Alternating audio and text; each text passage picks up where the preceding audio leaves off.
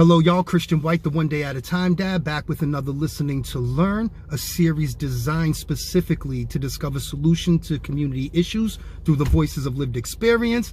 I am here with Raza, my homie. Always a pleasure. Always a pleasure. I want to get right into it. What was when did you first go upstate, and how'd you handle yourself? How'd you adjust? What was the adjustment like? My first time upstate was '98, I believe, and I got vague memories. You know, I've been up there a couple times, so it's like my first time it was '98. Concord, went up there, went to Concord, straight off the streets, went to Concord. It was like a new experience. I mean, it was older dudes I knew. It was an older dude from around my way that I knew up there. You know, my adjustment period was quick, because I, you know, like motherfuckers used to be locked up, incarcerated. So I only heard what I expected, what I heard. So, you know what I mean? The adjustment was more of getting into something like basketball. That's what I was doing. I was playing basketball. I was playing softball. You know what I mean? I learned how to play handball. As far as like the environment was kind of like carefree, because you had people from the streets, because you had that, what it was called, the 52A? 52A, so it was kind of carefree up there, you know. Then they sat me in the gang block.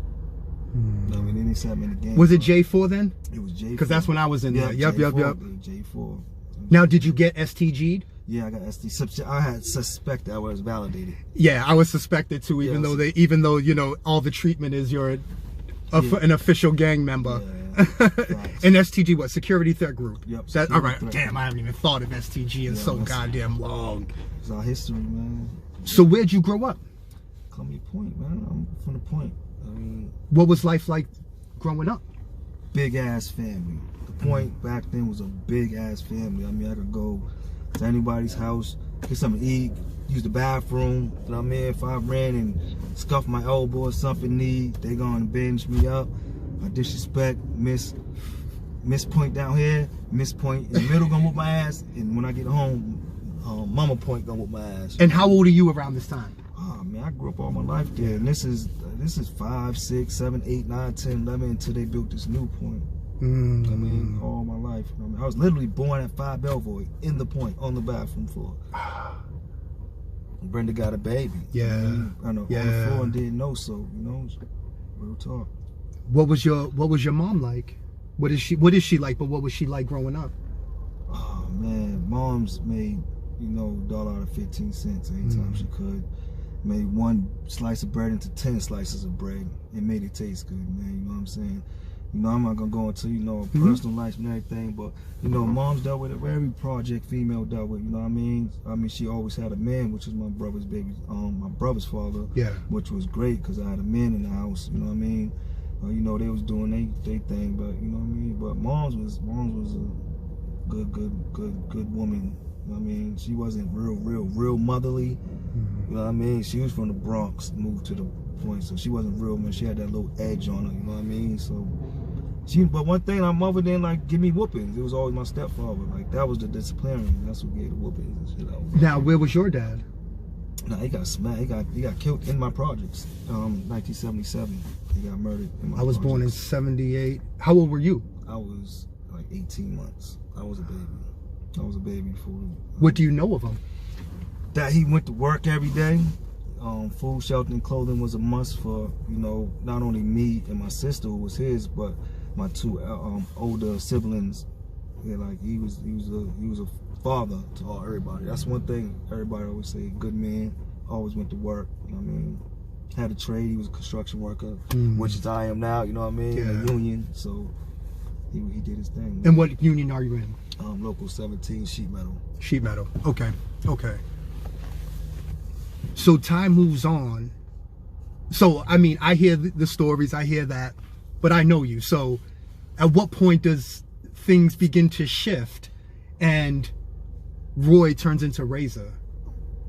12, 13, you know, it was just like, you know, it's crazy. I was dealing with this thought earlier when I was at school, because we had time off. I was just thinking, and I was thinking, like, what makes a child or a young adult or a teenager want to gangbang, and it's all about. And I was thinking about teaching this shit, and like, yo, it's popularity. It's a feeling of want. Like we spoke. Yeah, it's like yo, I wanted to be liked. It wasn't that I wasn't liked, but I wanted to be like Cool Breeze. Yeah. I wanted to be like Vo. I want to be like you know, the popular dudes.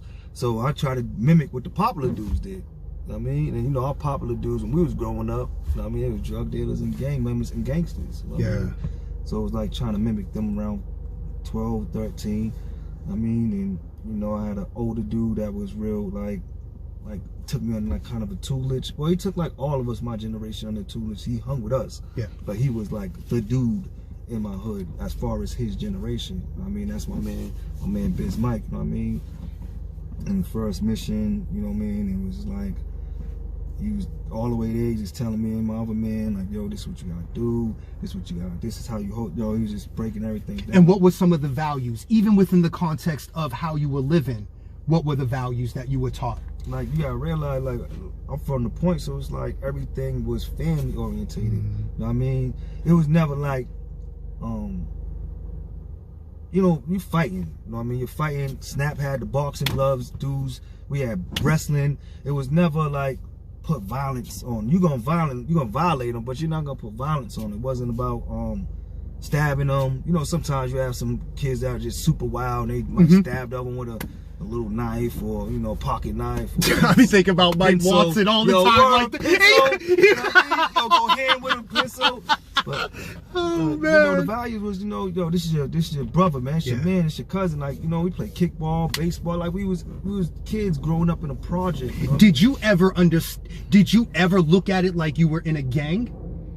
Was that how you understood it? When I got a little older. Okay.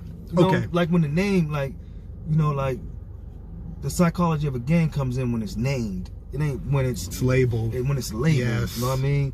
Once somebody named, yo, y'all CPD. You know what I mean? Now, this is something that is going to be labeled a gang. So once you kind of have that in your mind, what change? Not what changes, because I don't think anything changes, but how do you go from wrestling, softball, family, cookouts, being schooled, hanging out to, damn. Because when we go out to, like, for instance, when we used to play basketball at Washington Park, or Malcolm X Park, we used to play ball up there.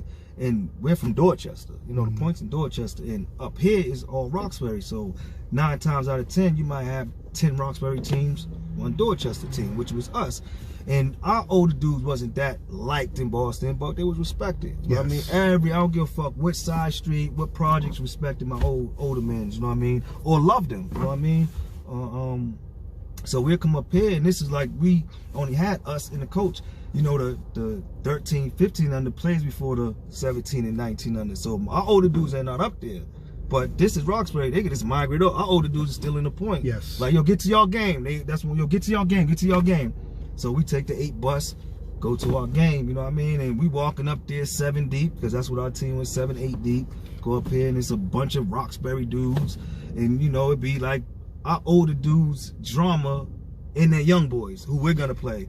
So it ain't like it's tension, because we've been playing 13 under in Dorchester with them, but it seemed like it was a different vibe when we're in Roxbury. And that's when, like, protection, you know, we're going downtown, Easter. You know what I mean? We're going to the Penny Arcade. You know what I mean? We talking to the same girls. It's a lot of things that start over girls. You know what I mean? Not me per se. I ain't gonna mention no names, but a lot of motherfucking beef started over dudes messing with their girl. Yes. When that girl go outside the hood. You know what I mean? And that's how like the gang, that's how it kind of got facilitated more than anything else. You know what I mean? Or UNDYS, you know what I mean? Shit like that. Like, it's something that you, like, I wanted the gangbang. Like, I wanted the popularity. It was a popular thing. You know what I mean? It wasn't by default. So is that 2 separate issues? Did you want a gangbang, or was the popular people, did they become popular through gangbanging? I don't know that directly. She asked them coming up. It was just like, the popular people in my hood was the gangbangers, the drug dealers, you know what I mean? So it was like, we looked up to them. It wasn't that we wanted to do exactly what they, but we wanted their popularity. So why didn't you go the drug dealing route? I spent too much money. I'm a jacker. Every time I got a pack, I fucked it up. Yeah. I fucked that pack up. I mean, even if it's my man, like one of my mans my age, was like, yo, Raza, you want that? I'm like, yeah. That pack, I'm fucking it up. I'm fucking it up. I'm fucking packs up. I wasn't no drug dealer. I know I wasn't a drug dealer. But I get some drugs, and you know what I mean? When I was younger, I get some drugs. I try to sell it. You know what I mean? As an adult, I got a case selling drugs. It was like, you know, I don't want to be a drug dealer. This is what I want to do. You know what I mean? So I kind of, plus my man, he was always fresh. He was a drug dealer, but you know, when it was go time, like Biz was the goal. Like only thing I was hearing was Biz's name, you know, his brother's name. You know what I mean? A few other dudes, but Biz is the one that came to us. Like he started hanging with us. You know what I mean? He was hanging with us, except when you go out the point, unless he's taking you out the point. So it was like I wanted to be a gang member. It was, you know, the psychology is so fucked up now that I think about it. I mean, 32 years later. 32 years later. Where is your mindset right now? Oh man, I'm just trying to, man, like leave me alone. That's my mindset. My mindset, man, I'm a grown ass man right now. I got a career. Like, leave me alone. That's my whole So thing. I want to ask. I know you've been home for a while now. And I know pretty much you've been working, doing the construction thing, all that. But I do know you had a recent incident, well, not recent, but last year where you got shot. Mm-hmm. I want to say personally that I'm super proud that you ain't in jail right now. Yeah, nah, Bruce. Or worse. Or worse. Why aren't you?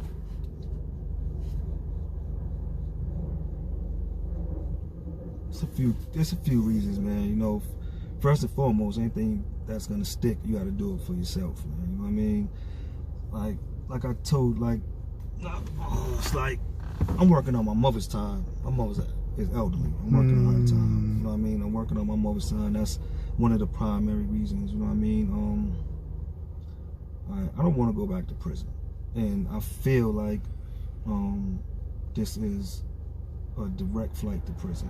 So to be clear, right now, even back then, there's a choice involved. Yeah, it's always a choice, man. You know, I'm like, one thing about Raza, man, like, I don't feel like I gotta prove anything to nobody. Like, I don't feel like... I would disagree with that. I'll push back a little. Because I know Raza is aggressive, slightly bullyish, even though he doesn't like bullies. And the best way you can tell that part is by any sort of religious talk. That's the I mean, anyone in the joint knows if you were this religion and he, like, there was a debate, and I'm gone 5%. I'm a 5%. Yeah, and there was certainly some aggressive postures in proving some points. Definitely. Oh man, Definitely, bro. Those days, man. Those days. 15 years ago, would you have retaliated instantly? I'll let you answer that. Like, you know what I mean? Like 15 years ago, that was the prime of my, you know. Yeah, man, it'd have been different, man. I probably would have been on the phone having this conversation with you. I mean, no, I definitely would have. Ain't no problem. Unless I didn't get caught. That was the only probability, you know what I mean? Well, I mean, and that's what I think I'm interested in, because I happen to know for a fact that you have not retaliated. Right. I know that for a fact. And you could easily go on a solo mission. It's not like you're not capable of it, but you haven't. I'd like to know the thinking around that.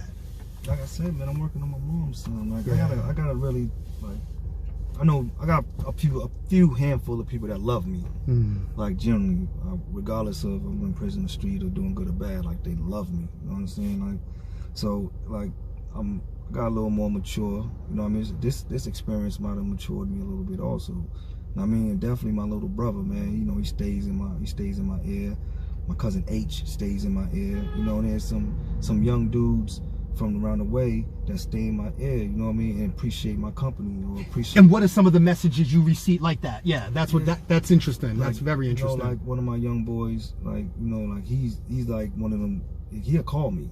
You know what I mean? Like, this brother will call me. Like, I'm talking about, he's like 5 generations younger than me. You know what I mean? Only heard of me. I really never hung around me, and he really called me like, yo, I'm proud of you, big bro. Yo, you know what I mean? And it's energy, man. That's, you know, that's I was gonna ask, what does that do for you? That recharges my battery, so I won't be, you know, going regressive. You know what I mean? Yes. And, I mean, honestly, it's like my mother's my primary objective, making sure she's comfortable in the next couple years. Hopefully, it's more. You know what I mean? And I ain't got no babies yet. You know what I mean? I ain't let my mother see my resurrection yet. You know what I mean? So it's like I got a lot of things. I got a career now instead of a job. You know what I mean? I got benefits. I got 401k. I got pension. I got things to look forward to.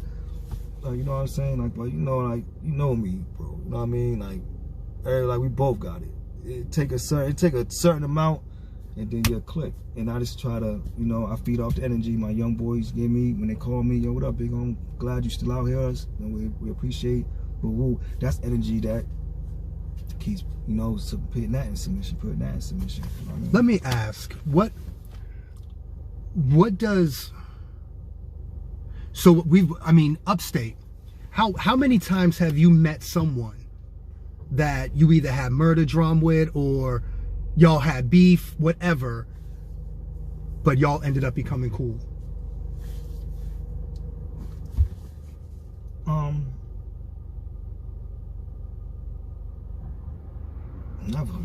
Never really. It was always, you gotta realize, it was like dudes didn't really have an issue with me. They had an issue with my projects. I never started a beef. Like, I never was out here doing some shit and I started a beef. And now my projects is in it. Yes. I was like, we was the same. It was like, we ain't starting beef, but it's like, oh, word? It was like, yeah, you become the surrogate. Yeah. Absolutely. Yeah, so it was like, I mean, a few times I was with people from a different neighborhood that my hood didn't like, but, you know, I always ran down like what it is. You know what I mean?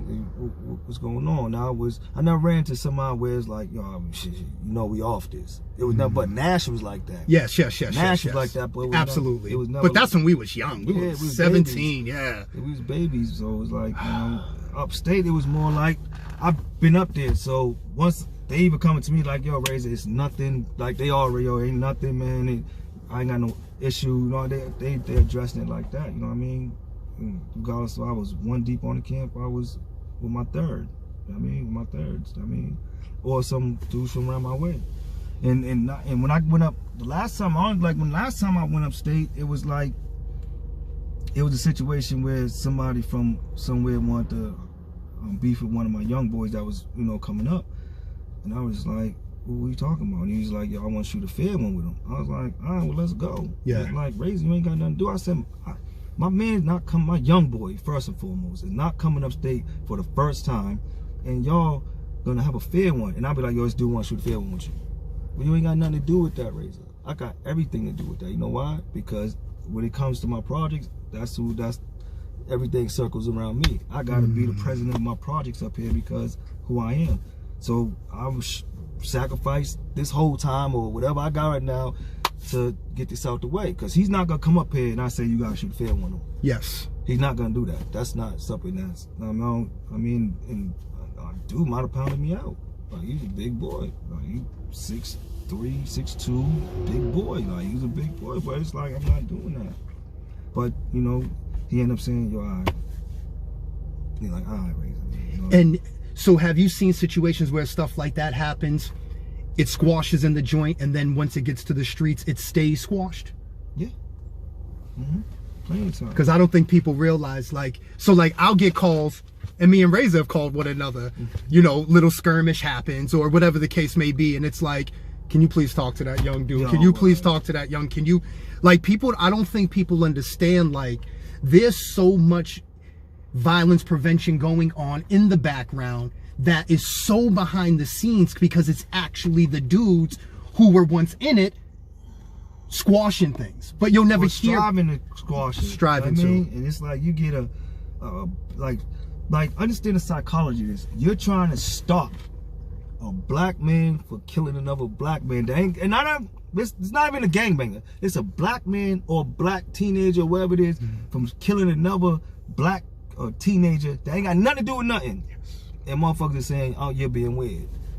I don't, like, listen, this is my listen, if you're a gangbanger, gangbang. I don't, like, that's what you want to do it. Gangbang with the gangbangers, though.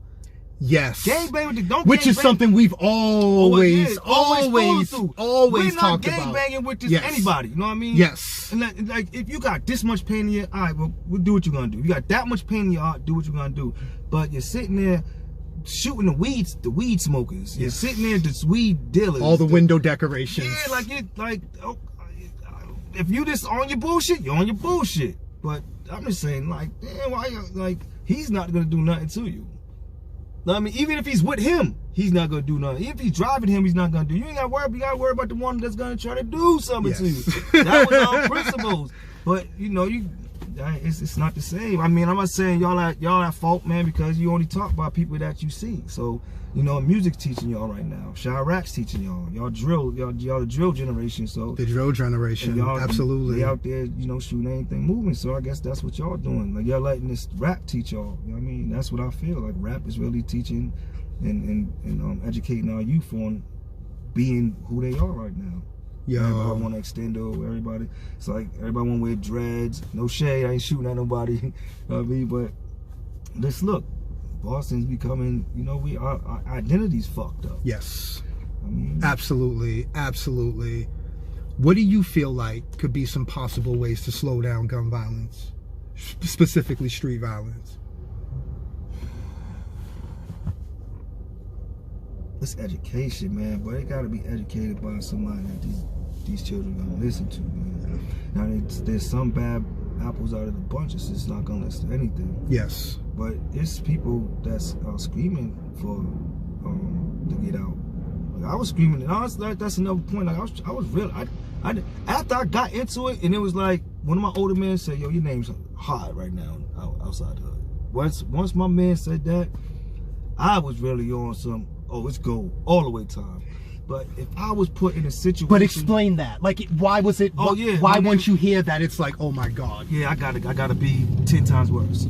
I gotta be 10 times worse. I gotta go more. I gotta gangbang more. It was just like, you know what I mean? Then, you know, I'm hooking up with older dudes that like me, and they taking me on missions. We go on a mission together. It was like, yo, bro, these dudes. You know what I mean? It was crazy. But just like to put a positive point on it, it's like, if I could have been placed in an environment where the older dudes are giving me accolades every day, the parents, like, you're doing a good job, like, the accolades are what builds confidence. We gotta build confidence in these children, because if they have low self-esteem, they're gonna look for something to do to build their self-esteem. My building self-esteem was to be tough.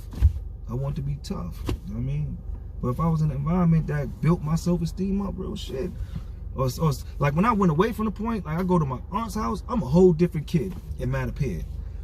I'm playing basketball, I'm laughing, giggling, chasing girls around. But as soon as we come back to Boston, I mean Dorchester, in the Point, or, you know, Washington Park, or Battle of the Cheerleaders, it's like, you know, it's the grill, you know what I mean, the hat low, got the pocket knife, wanting to do it, you know what I mean? It was just, you know, the fucking the Puerto Rican parade, the fucking West Indian kite festival. It was just like, yo, this is our time. It's the stage. Yo, I swear, right? Me and the homies, like, literally. So before I went to prison the last and final time, so this is like 05, 06. I just picked up the home invasion case. I bail out 50,000. I'm back on the street. We were going to Breezeways across from Packy's, both since shut down, but it was every Friday we would go there, and literally I would dress in like a Coleman shirt, some Paco jeans, and some regular shoes, because I knew what we were going there for. We were going there hoping for something to happen. Oh, it's on. It's on. Like, and you're right. Like, I always think about the feelings I used to get from the attention after doing the violence. And you gotta realize, we got you, that's a light, bright, damn near white motherfucker, right? Then you got me, this long haired Indian looking. Yeah. Stand out. Yes. Stand out, bro. I got long ass hair. I swear, everybody just wanted a piece of the white boy. Like, you wasn't it. I hated it. Everyone from my neighborhoods was dark, so I'm like, oh boy, here I go standing out again. I'm small, I'm scrawny, all that. Then they realized underneath that jacket was a gun the size of a fucking fire hydrant. A little bow wow. It's funny how that works. Let me ask, do you ever go through those phases where you sometimes feel like you don't have someone to talk to when you see, you know what, construction was different, because I know I was in local 223 and I got the impression you wouldn't even get hired if you didn't have a record, which I appreciated. In a way, I appreciated it. So there was some guys I could relate to, but for the most part, I ran into situations where it's like I'm stressed, but my colleagues don't know what the fuck I've been through. They don't understand that.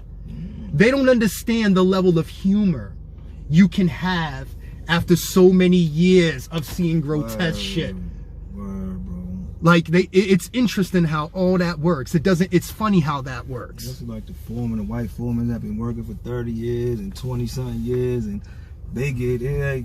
You know, what was you? What happened to you? You missed work, man, for like, you know? I'm like, it's like, nah, I was in the hospital. I was sick. Like, sick with what, man? You messed with them girls again. I'm like, yeah. Knowing you're recovering from a bullet wound. It's like, they have a different sense of humor. You know, white people got a different sense of humor. Like, the older white dudes, they got a different sense of humor. And it's like, I had to adapt to that because, you know, they talk about private parts. Yeah. It's something alien to us. And then it's like, then you find yourself laughing at it, and it's like, because you can't be the one that don't like the jokes, because you're gonna stand out, you're not gonna get no work. I mean, you know, like this lady Jordana that was in Building Pathways with me, like she Soliel? Yeah. Oh yeah. I know you're talking about. Yo, she used to put us on the game. Like, yo, I'm telling you, she was great, man. That's a black woman that I appreciate you. Word, I told you that the other day. I appreciate you. Word. So, where do you see yourself as a black man? What are your thoughts about today's times? How do you take it all in? Sum it up like this real talk, right? Yo, sum this up like, yo, I'm not doing the Black Lives Matter movements. I'm not doing the parades, the marches. I ain't marching. I go with my people. Yeah. I mean, but I just don't want to be marching. And we were doing that since the '60s, man. And we're still getting like this is weird. It hurts, man. And it hurts, man. It hurts a different way though. It don't hurt like it just hurts like damn, man. Like, what are we doing out here? No, what is the black cops doing? Like, what are the black judges doing? Like, what are black people that's in power doing? I'm not like, listen, you gotta expect a snake to be a snake. Yes. You gotta expect a rat to be a rat. You gotta expect a devil to be a devil. I cannot get mad at people for being who the fuck they are. Yes. I can't. You can't. No matter how good they are to you or what they do for you, they who they are. Because when it comes down, they're gonna reveal who they are. So I'm not, listen, I'll be like disgusted by them, but I'm not surprised of what these people are doing to us. I'm surprised at our reaction.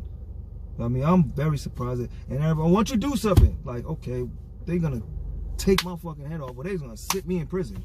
Hey, yo, and I'm glad you said that, because I don't think people understand the dilemma when you're coming with such a rich history in what we've been involved in. Like, I won't say that I necessarily worry, but I wake up like, damn, am I gonna get set up today? Am I gonna, like, these are ongoing thoughts, even though I'm legal. Like, I don't do anything wrong, don't partake in anything, but I still have those thoughts. Like, I almost can't help it. Like, I feel like if I become too successful, they'll be like, no. It's like what they did with you with old girl in the newspaper. Yes, like, exactly like that. When you try to build yourself up, like, I'm not talking about me, you know what I mean? I'm just talking about brothers that I see out here that were in the trenches with me, that I know their mentality, I know who they are.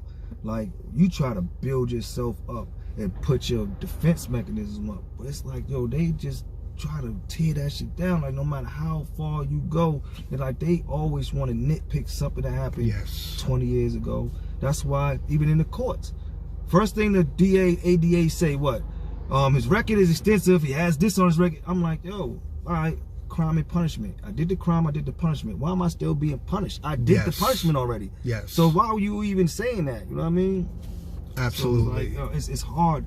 It's hard out here, man. But it's like I'm not saying our reaction should be violence. You know what I mean? Saying, because we have political power. We have political power. Why our politics are not more structured on orientating some type of freedom or liberty to our people out here? You know what I mean? It's nobody putting. It's a lot of people talking, but the legislations ain't being pushed. The black police ain't holding the white police accountable. You know what I mean? They the black judges not holding the police accountable. Our public officials, like the community leaders, they really don't have a lot of power. They don't have a lot of power. It's the motherfuckers that's right over them who have, you know, puppet power. You know what I mean? But they're not trying. I don't know, man. I don't have the answers. I'm not gonna lie. If you want to tell me, yo, get an answer, give me a couple weeks and let me study the psychology of a police officer. Let me read some books that they read. Let me get some instructions that they read when they get into their institution. Then I can come with a resolve or a part of the resolve. You know what I mean? I ain't got all the answers, man. I just, you know, for myself, I know what I got to do to stay away from them.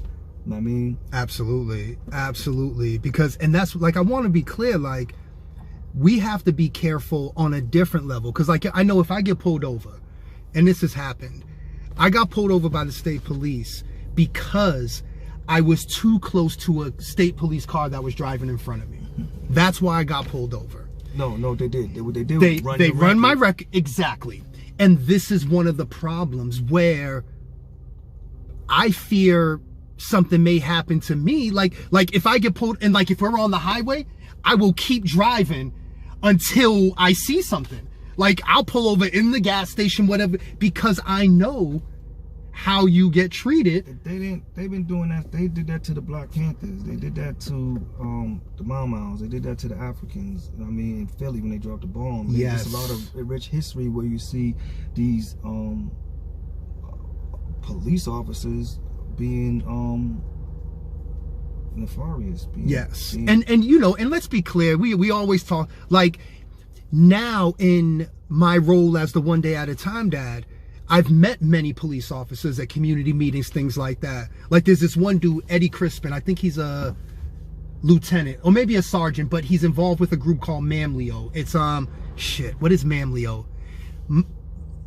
Massachusetts Association of Minority Officers. It's something like that. It's something like that. And what was interesting was I go to a forum that was being put on by Ayanna Pressley, and they had a judge. I think his name was Leslie, but he was the first black judge in like Roxbury Court and Superior Court. And he was explaining how it was agreed upon with the establishment that any ruling he made, they would automatically appeal, no matter what the case was. And then I spoke to this brother, Eddie Crispin, the officer. And you start to understand that this fight is at every level. And that's what I didn't know. Because all my life, I hated cops. Look at Obama. Look, yes. Let's go to the top of the top. Yes. Look at Obama. The Brookline police. Or the Cambridge. Was it Brookline or the Cambridge? Was that with the Henry Louis Gates Jr., the beer? Yeah. Disrespected. Yes. Trump would have shut that whole police down. Yes. Bush would have shut down. But that's why I can't, like, use your power, brother. Use your power. Use your power. Use your power. I'm just saying, I don't know if he was a public on the street. I don't know none of that because that's beyond me. You know what I mean? But I'm just saying, there's a whole bunch of children looking at you like you are the shit. Yes. And then they hear, your mother and your aunts and your uncles talk about, this motherfucker let these motherfuckers, I know he's about to rip out. And then oh man, I don't believe he took that short. That black man, dude, mommy. Nobody, baby. Yeah.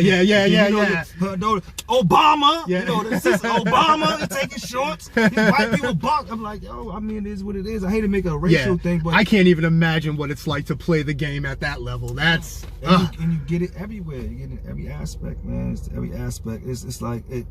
Like I told you when we was riding here, man. I just want to get the fuck away. Like not even away from Boston or Massachusetts. I want to get the fuck out of America.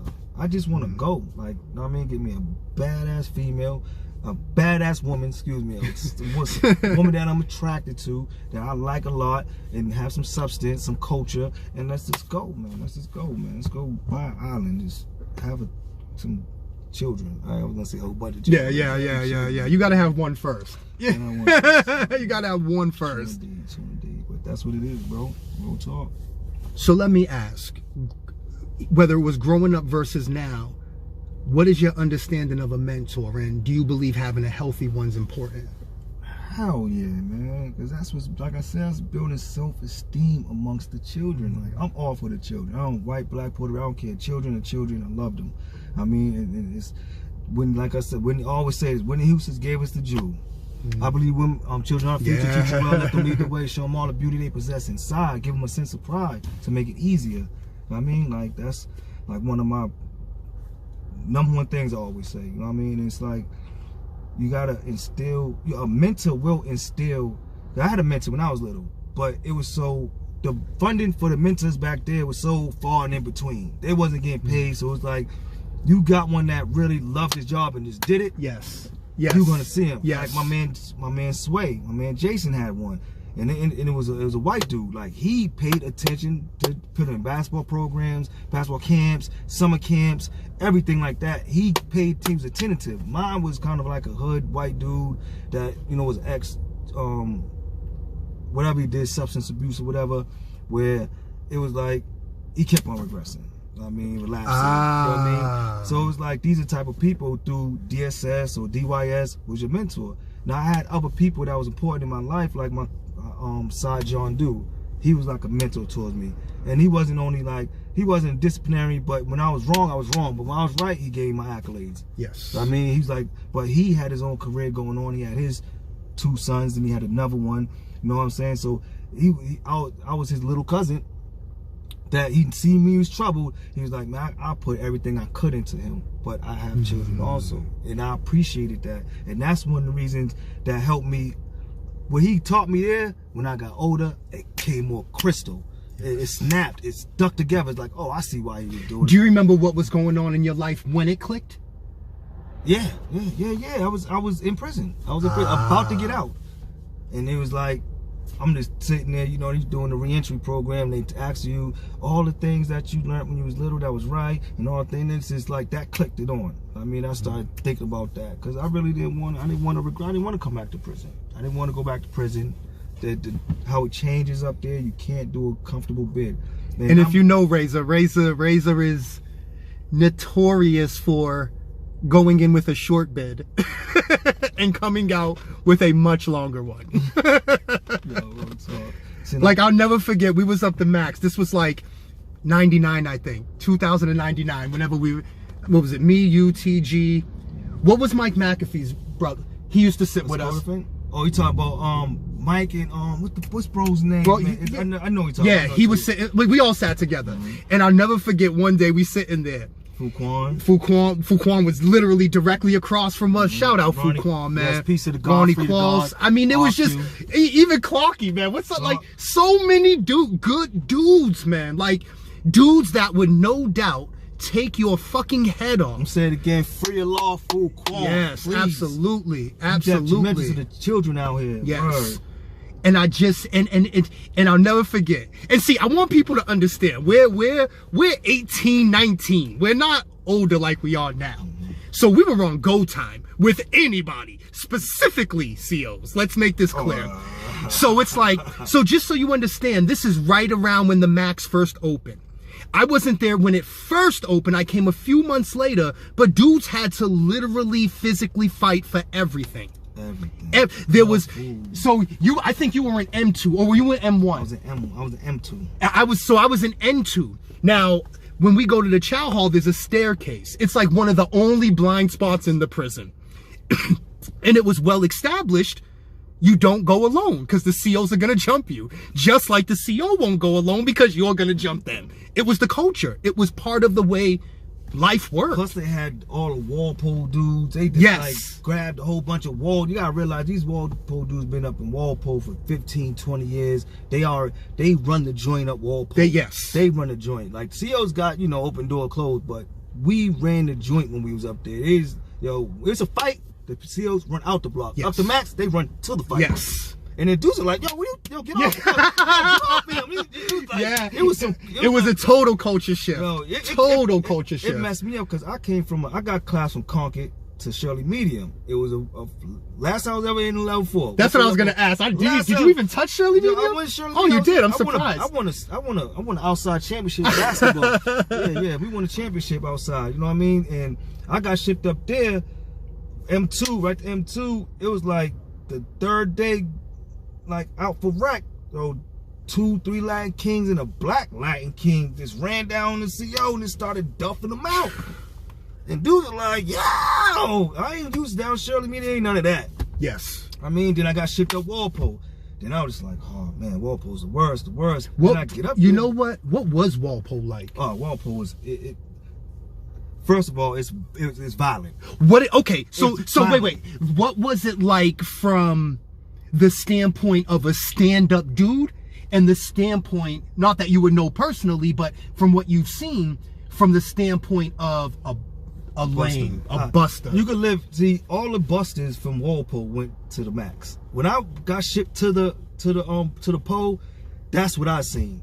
You're a victim, you're going to the max. They didn't the vice versa, they might do that, but 9 times out of 10, you either gonna stay in the box, get classified to a medium. If you can't go Walpole, they like, all right, listen, he's really not a level 6 guy. So we're gonna send him down to Norfolk, Shirley Medium, Concord, you know what I mean, the places you're gonna be safe, because dudes don't wanna come up to that max. Dudes don't wanna come up to the pole. Now, don't get me wrong, I done seen the max get it shaking. Yes. On COs, dog, everything. Do you remember? Matter of fact, dude used to sit with us sometimes. I'll never forget. I came back to the block, right? I hear screaming, and dude hit under dude's bed. Yo, that ain't even funny. It ain't funny. But it was like, when you want to talk about wild shit, like damn, like you know, it's crazy. And this is, it might be something fucked up to say, but karma comes back to you in a lot of forms. A lot of forms. It might not affect you. It might affect somebody you love. Exactly.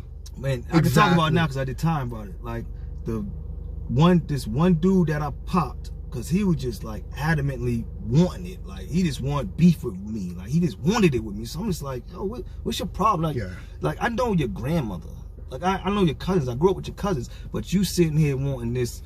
Then one day, like I was messing with his. Anyway, I get into a conversation with him on the phone. He's like, yo, when I see you there, I'm just like, you gonna what? It's like, yo, it's comedy. Then you can hear in his voice like he really wants it. I said, yeah. I said, all right, long skate scenario. We get into it. He tells on me. His brother was the one in that cell screaming. Interesting. I'll never forget that day. That shit was bugged out. How'd you make it through the pole? Oh man. Have you been to DDU? Yeah, a few times. For what? Like, first time with the DDU, you know my cousin Kamari. Yep. You know he is go. Yep. So I don't know what's going on. He don't tell me and see me. No, I go to chow. I'm just sitting there. Tell me about the chow hall. What's the max? Oh, I tell you the pole. Yes. The pole wall. See, this happened at the max. Okay. This happened at the max. You know, which it's the same thing. You sit with who you sit with. Ain't no passing by tables. COs don't even walk. And shout out Sean Ellis, man. So glad you out here. John God, my blood brother, you already. Peace to the God. So glad, man. I mean, he's doing work. He's out here working. He's doing the work.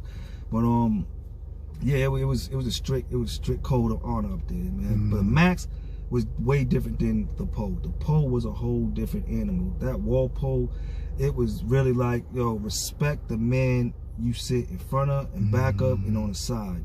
The next table, the other table, respect that, because it's so quick it gets loony quick.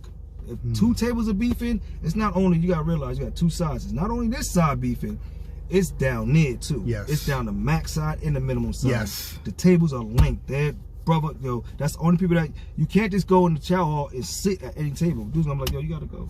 And in any what up, it's over instantly. It's no. I want people to understand the mentality that goes into that. Like, and literally, do you remember when we was up the Max and they had that young kid that shouldn't have been there? He should have been in DYS. Oh, the baby. And we were leaving out the chow hall, and like, he's so basically. But this is how shit works. Is something happened, not involving me, Raza, anybody, but it was someone from our tables, cool with someone from that table. We don't even like half of that table, but this is our table. And anything in this, anything our table's connected to, it becomes ridiculous.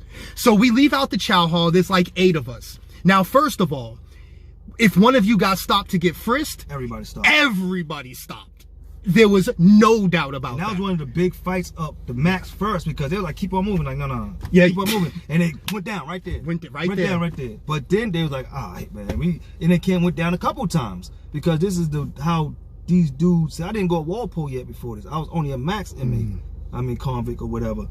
When I seen that, I was like, oh, they're on their bullshit. Yes. Them Walpole inmates a whole different. So when I got up, so go ahead, Bill, spill, bro. Well, yeah, so it was interesting because we were in the, we all go into the hallway, and I remember the sergeant, the dude had like his personal pictures on him, and the sergeant was like fucking with him about it. Oh, yeah. You remember? Yeah. We were all in the hallway right there. Yep. We're deep now, so he ends up getting restrained, but we're there while it's happening. Like, we're, facilitating. Don't get off him like that. You don't fucking touch him like that. Yes, we're facilitating the cuffing up piece of it. Yeah, the cuffing up. And but I just want people to truly respect and understand, first of all, any person who was involved. And everyone, some people go to South Bay for a bid. Some people go upstate for a little bid. Some people get the point. Some people get the message early.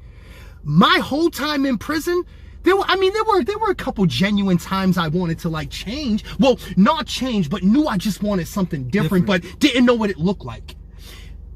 But yo, any brother who goes in, comes out, goes in, y'all hands too. Yeah, we shaking y'all hands too, because yo, we the shit, man. I want to be clear about that. Especially if you want to talk about trying to address this violence prevention. It's gonna be dudes who know what the fuck is going on. I really want to address it. Yes. I mean, I still tapped in. Like, only thing I like, see, I'm one of dudes, like the father always say, like I told you, I'm 5% of law Foucault, even law Foucault always said it. But Father Law always said to stay young, hang around the youth. Yes. He always says that. So that's one of the things and sometimes I use that as an excuse, like him, my little brother. They don't want me hanging. Yeah, at all. But they love me and I love them. You know what I mean? The chosen few that I do deal with. You know what I mean? So it's like, these are the people that are active in these streets. Yes. You know what I mean? These are the people who have say in their hood. You know what I mean? And those are the people that we have to use as vehicles. Absolutely. To curb some of this, because they're the front line like we were back then. And they respect us because ain't no blemishes on mine. Yes. Ain't no blemishes. Now this is real shit. A lot of people come up here, or some people come into a forum and express some fantasy stuff. Like, anybody that know me or him personally from the pen, it's nothing but good words. There's nothing but, and yo, he's a good dude. I tell people, I couldn't be the one day at a time dad if I was a rat or a buster, because I get called out too quick. You could never combine the two. I could go to hoods now where I used to cut in. Yes. I mean, and I wanted to go to them other hoods, but I might have a female friend over there. You know what I mean? My aunt might live over here. You know what I mean? I might be dropping one of my family members off in another hood, and it's never like, it's always, yo, what up, big homie? Yes. It ain't like, yo, it ain't like that no more. You know what I mean? When they see me, I don't care what hood. I don't care what hood. I mean, what up, big homie? What up, dog? I mean, it's never like, I don't get that energy. I'm not saying that anything else, but yo, man, that man's trying to challenge, man's chilling, man. Yo, that man right there is chilling. The biggest superpower I figured out for dudes like us is truly being able I mean, I grew up on Humboldt. I could never say I didn't grow up on Humboldt. You can never say you didn't grow up in the Point. I mean, I wouldn't say that anyways, but I mean, I could never, even if I wanted to or chose to.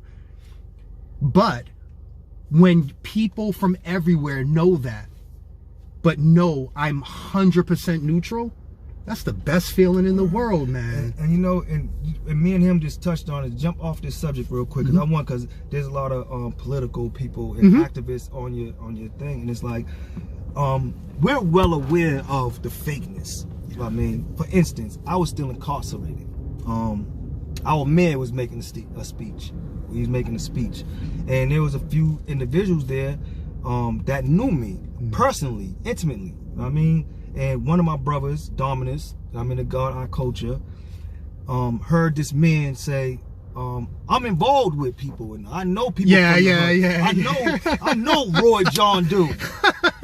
So, you know, the God says, you know, the God Dom's like, okay, well, you know, he's about to come home. So how are you going to help him when he comes home? Because you're throwing his name out for some type of status. Yes. You're using this for status. That's all you're doing. Using this saying, oh, you know, Raza, that's what dudes are saying in their head. They're using me for status. All right, so I just did staffing, charity staffing for the NAACP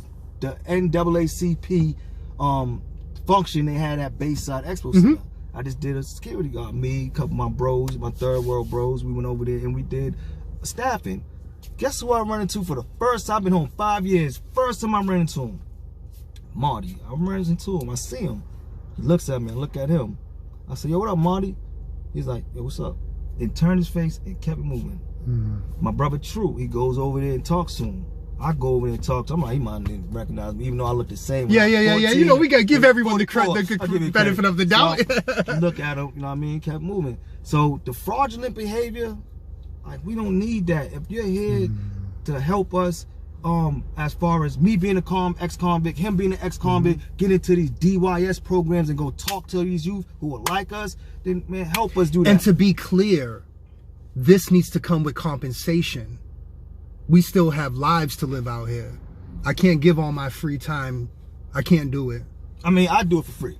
Yeah, I do it because I'm all for the youth. My charity is for the youth. And I'm going to continue to tell him he needs to get paid to do it. I'm in the union. I'm doing okay. I'm okay. You know, I'm in the union. I'm getting my life together. Just got my second raise. You know what I mean? I'm making okay money. You know what I mean? But I understand what the brothers say. Yeah. If you want me to go outside that environment and speak to somewhere where I'll speak to, but for the babies, it's free.